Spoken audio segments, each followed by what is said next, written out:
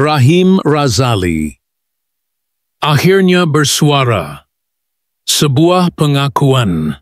Setelah 80 tahun diam, selama lebih 8 dekad, dunia seni tanah air disulami oleh bayang seorang lelaki yang tidak pernah benar-benar bersuara tentang dirinya, tentang siapa dia di sebalik watak-watak besar yang dibawakannya di layar perak dan pentas teater. Rahim Razali, nama yang meniti bibir setiap pelajar seni lakon, setiap pencinta film Melayu klasik, dan setiap insan yang pernah tersentuh oleh karya-karyanya. Namun, selama 86 tahun, beliau memilih untuk tidak mendedahkan suara hatinya. Diam yang panjang itu bukan kerana tiada apa untuk dikongsikan, tetapi kerana terlalu banyak, terlalu dalam, terlalu pribadi, dan kini di penghujung usia dengan tubuh yang tidak lagi sekuat dulu, dengan sendi yang mengaduh setiap kali pagi menjelang, dengan degupan jantung yang kadangkala tidak setia kepada rentaknya, Rahim akhirnya membuka lembaran yang selama ini tertutup rapat. Satu peristiwa telah menjadi pemicu kepada momen luar biasa ini. Pementasan terakhir beliau sebagai pengarah teater di Dewan Bahasa dan Pustaka, Kuala Lumpur, awal tahun ini. Sebuah naskah yang bertajuk Tanah yang Dijanjikan bukan sahaja mencerminkan cinta Rahim kepada tanah air, tetapi juga menjadi simbol kepada pergulatan batin beliau dengan masa, kenangan, dan tubuh yang semakin uzur. Di akhir persembahan itu, Rahim yang jarang sekali berucap panjang di khalayak, tiba-tiba berdiri dengan tongkat di tangan dan memulakan sebuah pengakuan yang menggetarkan jiwa. Saya bukan abadi. Saya hanya pengembara yang terlalu lama menyimpan cerita. Itulah detik sejarah, detik di mana Malaysia akhirnya melihat bukan sahaja seorang tokoh seni, tetapi seorang manusia yang akhirnya letih menyimpan. Dari situ bermulalah satu gelombang penceritaan yang tidak pernah kita sangka akan datang dari seorang Rahim Razali. Beliau mula berkongsi bukan dengan nada mengeluh, tetapi dengan kejujuran yang menyentuh, tentang bagaimana tubuhnya kini tidak lagi boleh bertahan lama berdiri, bagaimana penglihatan semakin kabur, bagaimana suara yang dulunya lantang kini serak dan terhenti-henti. Tetapi di sebalik semua itu, beliau tidak meminta simpati. Beliau hanya mahu difahami. Pementasan itu bukan hanya karya terakhirnya. Ia adalah surat cinta kepada seluruh kehidupannya, kepada dunia seni, kepada penonton, kepada para pelapis muda yang sering datang bertanya, "Tuan Rahim, bagaimana mau jadi seperti Tuan?" Kini kita tahu bahawa menjadi seperti Rahim Razali bukan hanya tentang bakat atau dedikasi. Ia adalah tentang keberanian menanggung sunyi, tentang keikhlasan melayani luka, dan tentang keteguhan menyintai sebuah pekerjaan meskipun ia merosakkan tubuh sedikit demi sedikit. Dan ketika beliau menceritakan bagaimana tangan kirinya kadangkala tidak lagi mahu mendengar kata, bagaimana malam-malamnya dipenuhi sesak nafas yang membuatnya bangkit dari tidur, kita semua tersentak kerana lelaki yang kita anggap kuat, rupanya selama ini sedang perlahan-lahan runtuh dari dalam. Tetapi itulah keagungan Rahim Razali. Beliau tidak menonjolkan penderitaan sebagai kelemahan. Sebaliknya, Beliau menuturkannya sebagai sebahagian dari perjalanan, sebahagian dari pengorbanan untuk seni yang beliau anggap sebagai amanah Tuhan. Satu pengakuan yang paling menyayat hati berlaku semasa sesi temu bual khas bersama RTM, di mana Rahim berkata sambil menundukkan kepala, "Tubuh ini mungkin sudah tak layak berdiri di pentas, tapi jiwa saya masih berpentas setiap hari dalam doa." Tidak ada metafora yang cukup kuat untuk menggambarkan betapa dalamnya makna kata-kata itu. Kerana Rahim Razali bukan hanya seorang pelakon, beliau adalah panggung itu sendiri. Nafasnya adalah dialog. Denyut nadinya adalah rentak lakon. Dan dalam tubuh yang kini menampung pelbagai penyakit, darah tinggi, masalah jantung, saraf yang sering mengejut di waktu malam, masih ada cahaya yang menyala. Masih ada jiwa yang belum mahu padam.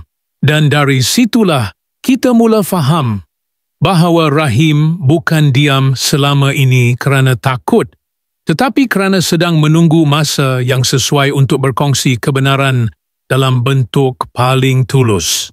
Beliau juga menyentuh tentang kesunyian sebagai teman yang paling setia. Sejak kematian istrinya 7 tahun lalu, Rahim lebih banyak menghabiskan waktu di ruang bacaan rumahnya, dikelilingi skrip-skrip lama, surat-surat yang tidak pernah dihantar, dan kenangan yang enggan mati.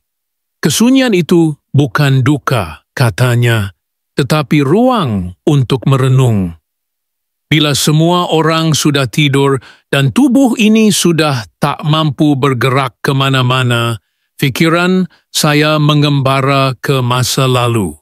Saya berdialog dengan arwah ibu, dengan guru-guru lama, dengan watak-watak yang saya pernah hidupkan, ujar beliau dalam satu dokumentari mini oleh Finas. Rahim Razali kini bukan lagi sekadar legenda seni.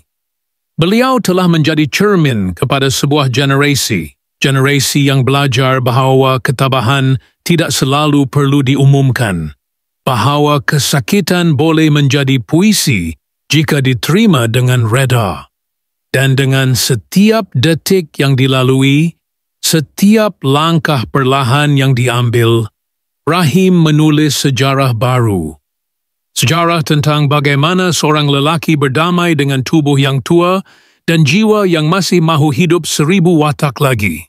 Dan ketika kita semua terpaku mendengar suara seraknya mengungkapkan bait-bait terakhir dalam monolognya, bukan dunia yang saya rindui, tetapi saat di mana saya masih mampu mengubah dunia. Kita tahu Rahim Razali telah melangkah keluar dari diamnya, bukan untuk meminta perhatian, tetapi untuk memberi suara kepada mereka yang tidak pernah diberi peluang. Dan mungkin dalam setiap derita tubuhnya ada satu pelita yang menyala untuk kita semua. Dan begitulah Rahim Razali perlahan-lahan menyulam kisah hidupnya ke dalam setiap celah waktu yang masih tersisa. Dengan tubuh yang makin rapuh, namun mata yang tetap menyala seperti sumbu lilin yang enggan padam. Di ruang tamu rumahnya di Petaling Jaya, yang dipenuhi rak buku kayu, skrip-skrip usang, dan potret hitam putih bersama tokoh-tokoh lama yang kini hanya tinggal dalam ingatan, Rahim duduk di kerusi rotan yang sama setiap hari. Kerusi yang berderit setiap kali beliau bersandar, seakan mengeluh bersama tuannya. Jam dinding tua berdetak perlahan, berdenting setiap jam seperti latar bunyi dari sebuah adegan yang tidak pernah habis. Di sisi kirinya, sehelai selendang batik peninggalan istrinya masih dilipat rapi, tak pernah dicuci sejak hari wanita itu pergi.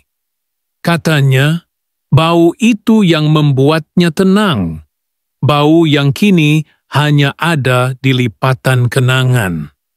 Sesekali, Rahim mengambil selendang itu meletakkannya di atas lutut dan berbicara lembut seolah-olah istri beliau masih di sana. Tak banyak yang beliau sampaikan, kadang hanya satu baris. Hari ini sakit lutut makin teruk, tapi saya masih ingat kamu. Setiap pagi Rahim akan mengenakan songkok lama yang sedikit lusuh, berjalan perlahan-lahan ke halaman rumah, di mana pokok bunga raya masih berbunga, hasil tanamannya sendiri sejak tahun 1973. Dia akan menyapu daun-daun gugur satu persatu, bukan kerana halaman perlu bersih, tapi kerana setiap daun seolah membawa cerita. Cerita tentang masa lalu, tentang masa depan yang tak pernah datang, tentang peranan-peranan yang tak sempat dia lakonkan. Kadangkala dia berbicara dengan kucing jalanan yang selalu datang ke beranda. "Watak, engkau ni macam si Jalil dalam filem dulu, degil tapi setia," katanya sambil mengelus bulu kucing yang meringkuk di kakinya. Dalam diamnya, Rahim Razali membina kembali panggung teater dalam kepalanya. Setiap hari adalah latihan. Setiap jam adalah pentas. Dia akan membaca bait-bait skrip lamanya dengan penuh perasaan, walau suara sudah pecah, walau lidah mulai keluh. "Darah dan nyawa aku pada naskah ini," katanya suatu pagi, sambil membuka fail lama berjudul Wira Tak Bernama, sebuah skrip yang tidak pernah dipentaskan kerana terlalu peribadi. Di situ, tokoh utama adalah lelaki tua yang terus melawan sunyi dengan harapan, seorang lelaki yang tidak pernah menyerah walaupun dunia seakan lupa padanya. Seorang tokoh yang entah kenapa terasa sangat mirip dengan dirinya sendiri. Kita tidak boleh berbicara tentang Rahim tanpa menyentuh ritual seninya yang pelik namun indah. Sebelum menulis, beliau akan menyalakan sebatang lilin kecil, membiarkannya terbakar hingga habis. Katanya, lilin itu adalah metafora. Setiap ayat perlu dibayar dengan waktu. Bila lilin padam, penulisan berhenti. Kadang hanya 3 baris ditulis, tapi tiap satunya bagai ukiran halus dalam kayu. Ada kesabaran yang luar biasa dalam setiap gerakan, dalam setiap keputusan memilih perkataan. Dan itulah yang membezakan Rahim dengan generasi kini. Bagi beliau, seni bukan produk. Seni adalah warisan. Ia harus dijaga seperti anak sendiri. Namun, bukan hanya kenangan dan karya yang menghidupkan Rahim. Setiap bulan, beliau masih menerima pelajar teater datang ke rumahnya. Mereka akan duduk bersila di lantai, mencatat dengan tekun, menyaksikan dengan mata yang kagum saat lelaki tua itu menjelaskan peranan diam dalam lakonan. Kadang-kadang, yang paling kuat adalah senyap, katanya sambil menunjuk dada. Kalau kamu tak rasa dalam hati, jangan cuba lakon. Penonton bukan bodoh. Para pelajar terdiam, terpana. Di hadapan mereka bukan hanya guru, tetapi sejarah hidup seni yang sedang berbicara.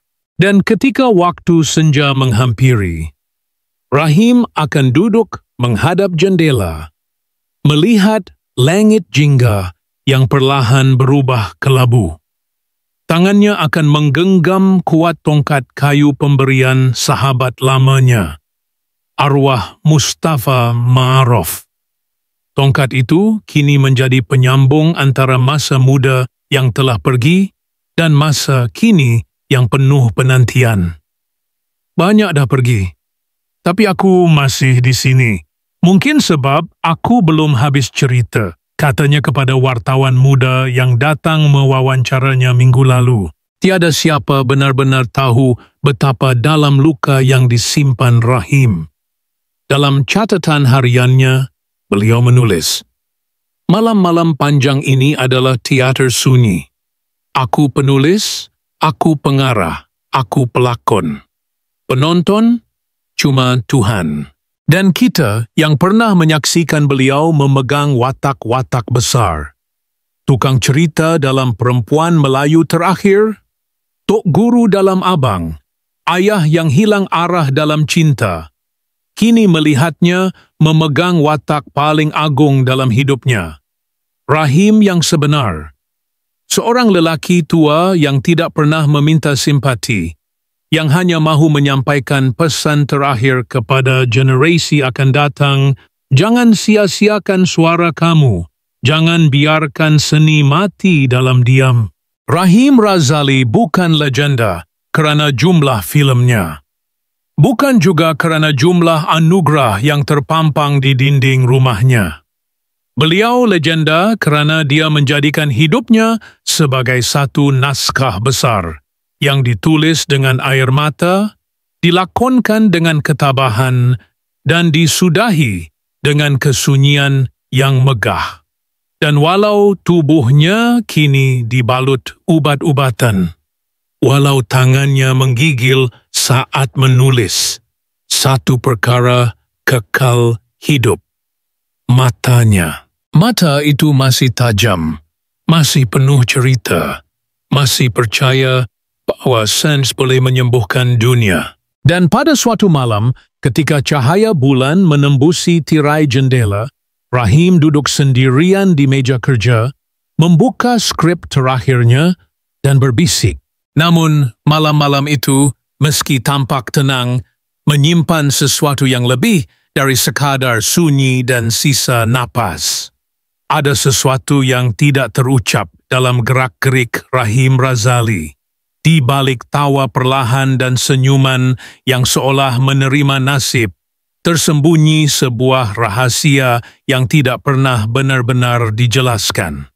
Para pelajar yang datang ke rumahnya kadang merasa seperti sedang menyaksikan satu sandiwara panjang.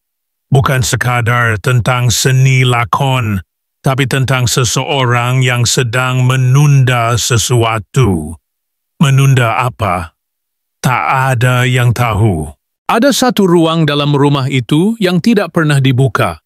Di balik pintu kayu tua yang terletak di hujung lorong sempit, ada satu bilik yang Rahim tidak pernah biarkan siapapun masuk. Bilik itu terkunci, dan setiap kali seseorang bertanya, beliau hanya menjawab sambil senyum nipis, "Belum waktunya." Dan dari situlah muncul bisikan di kalangan pelajar dan wartawan yang pernah menemu ramah beliau. Apakah bilik itu menyimpan manuskrip terakhir, atau koleksi surat-surat pribadi, atau mungkin sesuatu yang lebih manusiawi? Rahim tidak menafikan, tapi juga tidak mengiyakan. Suatu malam, ketika hujan turun deras dan kilat menyambar langit, seorang pelajar yang menginap semalaman karena hujan lebat mendengar bunyi lirih dari balik bilik itu, seperti alunan suara teater lama, seperti seseorang membaca puisi sendirian, diiringi bunyi petikan piano tua. Padahal tidak ada piano dalam rumah itu. Ketika ditanya keesokan paginya, Rahim hanya berkata, kadang-kadang benda yang hilang pun masih mahu didengar. Kata-kata itu menggantung di udara, membekas, tapi tidak dijelaskan. Begitu juga dengan sebuah lukisan yang tergantung di ruang makan. Sebuah potret separuh abstrak seorang wanita muda dengan mata yang bersinar tajam. Tidak ada nama, tidak ada penjelasan. Bila ditanya siapa gerangan wanita itu, Rahim hanya memandangnya dengan tatapan yang terlalu lama, lalu menjawab, "Dia pernah ada." Lalu diam. Segala yang ada dalam hidup Rahim seolah-olah disusun dengan ketelitian seorang penulis skrip. Setiap benda, setiap kata, setiap keheningan mempunyai fungsi, tapi belum dibuka babaknya. Bahkan kalender tua di dinding ruang tamu masih dibiarkan terhenti pada bulan November 1987, tanggal yang dipaku dengan pin besi berkarat. Mengapa tarikh itu tidak pernah ditukar? Tak seorang pun tahu. Beberapa menduga ia tarikh kematian seseorang penting. Yang lain percaya itu adalah hari terakhir Rahim menerima surat dari seseorang yang sangat dia cintai. Rahim tidak mengesahkan, hanya sekali mengangkat kening lalu berbisik, tarikh itu bukan untuk dilupakan. Begitulah, sedikit demi sedikit, tokoh besar ini seperti membina satu dunia yang hanya beliau benar-benar faham, seolah-olah seluruh kehidupannya adalah naskah yang belum tamat. Dan kita, penonton yang setia, hanya diberi potongan-potongan kecil, serpihan emosi, petunjuk yang tidak pernah lengkap. Di ruang kerja beliau, selain rak-rak penuh skrip dan buku, ada sebuah meja kecil yang hanya berisi satu mesin type tua. Tiada komputer. Tiada telepon pintar. Di atas mesin type itu terletak sekeping kertas dengan ayat pertama yang berbunyi, "Jika kamu membaca ini, maka aku sudah tidak ada di sini." Tapi kertas itu sudah berdebu, seperti menunggu sesuatu yang belum pasti. Pernah sekali seorang pelakon muda yang kini menjadi bintang besar di layar kaca bercerita bahwa ketika dia berusia 20 tahun dan mengikuti bengkel lakonan bersama Rahim, beliau memberikannya sebuah skrip tanpa tajuk, hanya dengan satu catatan kecil. "Jangan buka sehingga kamu benar-benar mengerti rasa kehilangan." Skrip itu masih belum dibuka hingga hari ini. Dan mungkin disitulah letak kebesaran Rahim Razali, bukan hanya dalam bakat atau pencapaiannya yang tercatat dalam sejarah seni Malaysia, tetapi dalam kemampuan luar biasa beliau untuk membuat orang merasakan sesuatu tanpa benar-benar menjelaskannya. Setiap cerita yang beliau tinggalkan, setiap pertanyaan yang tidak dijawab, menjadi benih yang tumbuh dalam benak kita. Kita mulai bertanya, siapa sebenarnya Rahim Razali ketika lampu pentas padam? Apa yang disembunyikannya? Apa yang sedang ditulisnya selama ini? Ada desas-desus dalam kalangan kenalan lama bahwa Rahim sedang menulis memoir dalam bentuk yang tidak konvensional. Bukan buku, bukan rakaman, tetapi satu pentas rahsia yang hanya akan dibuka selepas beliau tiada. Sebuah teater terakhir, mungkin. Atau mungkin hanya satu permainan imajinasi yang beliau cipta agar kita terus mencari, terus menunggu. Dan sementara tubuhnya semakin lemah, dengan langkah yang makin lambat, dan tangan yang sering berhenti di tengah gerakan, mata itu tetap hidup. Mata yang seakan menyimpan ratusan watak yang belum sempat dilakonkan. Kadangkala, saat duduk sendirian, beliau akan membisikkan nama-nama yang tidak dikenali. Nama watak, nama sebenar, atau nama-nama dari masa silam. Tidak ada yang tahu. Bahkan pembantu rumahnya yang sudah bekerja dengannya hampir 20 tahun pun mengakui, Tuan Rahim ada banyak cerita, tapi dia simpan dalam diam. Kini, waktu terasa semakin senyap di rumah tua itu. Tapi bukan senyap yang mati. Ini senyap yang menunggu. Menunggu detik yang tepat untuk mengungkapkan segalanya. Atau mungkin tidak akan pernah.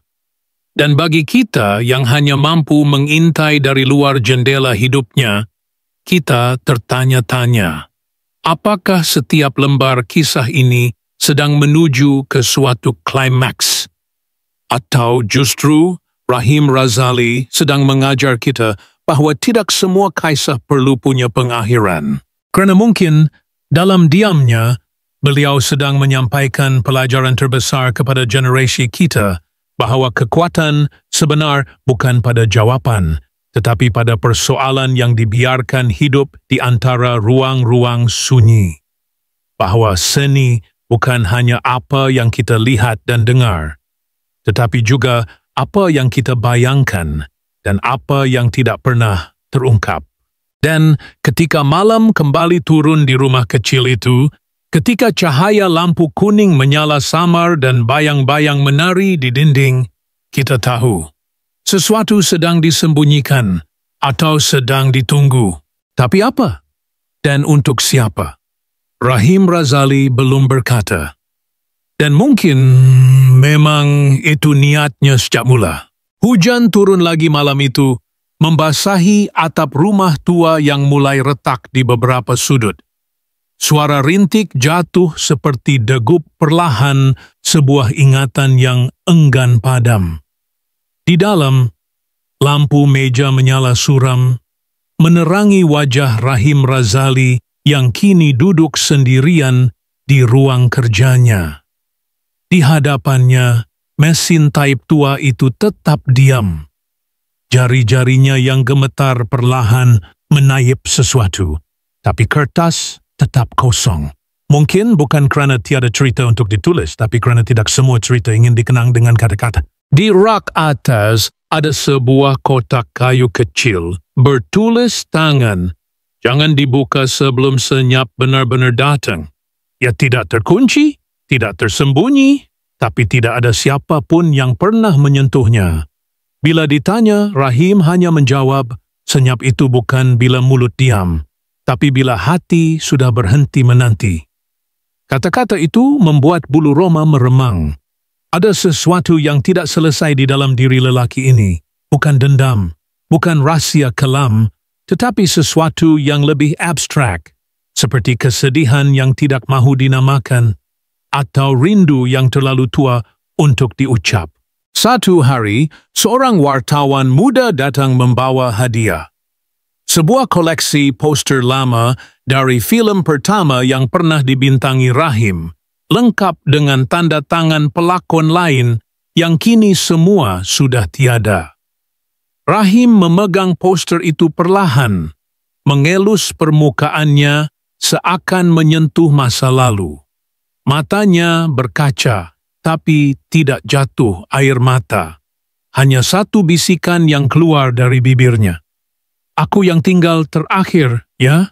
Dan dalam keheningan itu, seolah-olah ada sesuatu yang menyeret beliau jauh ke belakang. Mungkin ke tahun-tahun awal di Singapura. Ketika beliau menulis skrip di bawah lampu jalan, atau ketika pertama kali berdiri di atas pentas kecil di maktab perguruan, dengan suara yang masih yakin dan dada yang penuh cita-cita.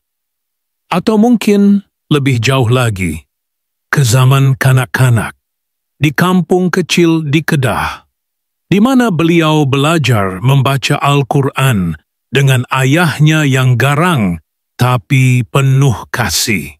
Semua itu kembali, tapi hanya dalam diam, dalam getaran dan nafas yang makin tidak menentu. Satu petang, Rahim duduk lebih lama dari biasa di bangku hadapan rumah. Dia menatap langit senja. Matanya tidak berkedip. Seorang pelajar teater yang kebetulan lalu bertanya, "Tuan Rahim lihat apa?" Rahim menjawab, "Langit yang tak pernah tanya bila kita akan pergi." Perlahan, Bayu menyentuh daun-daun tua. Rumah itu tetap berdiri, tapi seperti menyimpan nafas yang tertahan. Ada hari-hari ketika Rahim tidak keluar dari biliknya. Bunyi batuk dari dalam terdengar berat, tapi beliau menolak untuk ke hospital. Naskah belum tamat, katanya kepada pembantu rumah. Tak elok tinggal panggung separuh jalan. Dan memang benar, di beberapa minggu kemudian, Surat-surat misteri mulai sampai ke rumahnya. Surat tanpa alamat pengirim, tapi ditulis dengan tulisan tangan halus, penuh kenangan, penuh luka. Salah satu surat itu hanya mengandungi satu ayat. Aku masih menanti naskah terakhirmu. Siapa pengirimnya? Tiada siapa tahu. Rahim hanya tersenyum tipis dan membakar surat itu tanpa sepatah kata. Keganjilan mulai terasa. Radio tua di dapur kadangkala berbunyi sendiri, memainkan lagu-lagu lama yang tiada sesiapa pernah tetapkan. Seperti kenangan memilih saatnya sendiri untuk hidup kembali. Dan malam-malam menjadi lebih panjang, lebih senyap, dan entah bagaimana, lebih syarat makna. Di sebalik semua itu, tubuh Rahim semakin menurun. Langkahnya lambat. Kadang perlu 2 tongkat. Tapi dia tetap berjalan ke halaman, walau hanya untuk menyentuh pokok bunga raya yang kini hanya tinggal beberapa helai daun. Mungkin pokok itu juga sedang menunggu sesuatu. Suatu malam, jendela kamar kerja dibiarkan terbuka. Angin membawa masuk helaian kertas dari meja Rahim, dan salah satunya terbaca, "Bila pentas ini padam, jangan tangisi aku. Baca watak-watak yang aku tinggalkan dan lakonkan ia dengan hidup kalian sendiri. Kerana dalam seniku ada serpih hidupmu juga." Soknya, rumah itu sepi. Tiada siapa membuka pintu. Pelajar yang biasanya datang tidak berani mengetuk. Ada sesuatu di udara, bukan berita buruk, tapi juga bukan lega. Hanya sunyi. Pembantu rumah berkata Rahim tidak tidur semalaman. Hanya duduk menghadap jendela, menulis dengan cahaya lilin, lalu diam terlalu lama. Dan hari-hari seterusnya, surat terus datang. Tapi kali ini dari pelakon-pelakon muda, dari pengarah-pengarah baru, dari penonton yang ingin tahu. Semua bertanya hal yang sama. Apa sebenarnya yang ditinggalkan Rahim? Tapi tiada siapa yang tahu pasti. Kotak kayu itu tetap di tempatnya, tidak dibuka. Bilik misteri di hujung lorong itu masih tertutup, kuncinya entah di mana. Dan skrip tanpa tajuk di meja kerja itu kini kosong lagi. Seolah-olah beliau telah memadam semuanya sebelum waktunya. Apakah ini penutup bab terakhir? Atau sekadar jeda dalam lakon yang lebih panjang? Mungkin satu hari nanti, seseorang akan menemui kunci. Mungkin kotak kayu itu akan terbuka. Mungkin di dalamnya hanya ada sekeping cermin. Atau mungkin hanya kosong. Kerana Rahim mahu kita menulis sendiri pengakhirannya. Dan hingga hari itu tiba, kita hanya boleh duduk di barisan penonton, merenung pentas yang kini kosong. Tirai belum ditutup. Lampu belum dipadam. Masih ada harapan atau sekurang-kurangnya misteri yang belum selesai. Tapi siapa yang akan melangkah ke atas pentas itu seterusnya? Siapa yang cukup berani membuka watak yang ditinggalkan? Atau mungkinkah itu bukan tugas sesiapa pun? Malam sebaikin pekat. Dan Rahim Razali masih berbicara dalam diam yang terlalu penuh untuk diungkap.